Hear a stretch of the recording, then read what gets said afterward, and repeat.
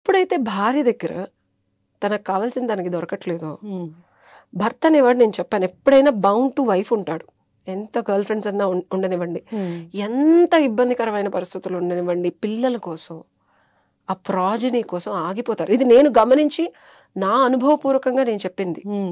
లిటరల్గా ఎంత ఇష్టం ఉన్నా ఇంకొక గర్ల్ ఫ్రెండ్ మీద కానీ, లేకపోతే ఇంతకు ఎంతో సుఖం ఇచ్చే అమ్మాయి మీద కానీ, లేకపోతే ఇతను ఏవి ఇవ్వకపోయినా ఎదురు డబ్బులు ఇచ్చేవాళ్ళు కూడా ఉంటారు. అవును, ఇతని మీద ఇష్టంతో ఉండే అమ్మాయిని కూడా భార్య ఎంత రాక్షసైనా, ఎంత టార్చర్ పెట్టినా నైట్ అయితే ఇంటికే వెళతాడు, ఆ పిల్లలతోనే ఉంటాడు.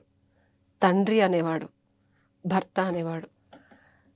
ఇది కూడా అతను ఓవర్కమ్ చేసి ఇంకొక అమ్మాయి దగ్గరికి వెళ్తున్నాడు అంటే దెర్ ఇస్ సంథింగ్ దట్ భార్య నీడ్ టు చేంజ్.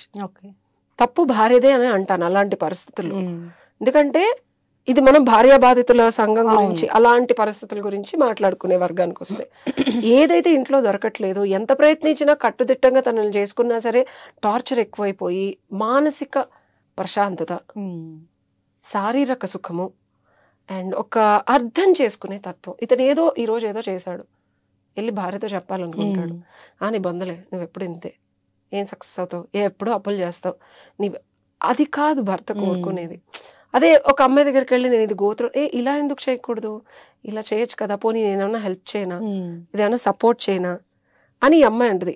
ఇక్కడ మనం రెండు విషయాల్లోనూ ఇదొక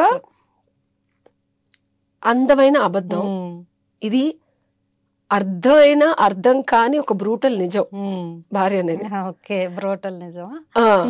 సో ఈ రెండిట్లో మనిషికి ఇందులో ఉండాలనున్నా ప్రతిసారి సుఖం సంతోషం కావాలనిపిస్తుంది. అసలు ఇందులో ఉండేదే సుఖం సంతోషం కోసం అయినప్పుడు, అది లేనప్పుడు భరించి ఉండే ప్రతి మగాడికి ఒక వెసులుబాటు కావాలి. అది తీసుకొని మళ్ళీ వస్తున్నాడా లేదా అనేది ప్రశ్నార్థకం. ఒకవేళ తీసుకొని వస్తుంటే భార్య దానికి సంతోషించాలి, కుదిరితే కూర్చొని మాట్లాడగలగాలి.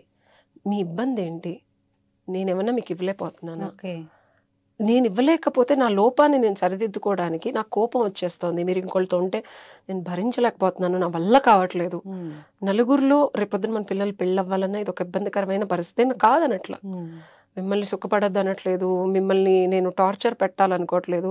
చాలా మంది చెక్ చేసి ఇంకా ఇది చేసినప్పుడు వీళ్ళకి ఇంకా చేయాలనిపిస్తుంది.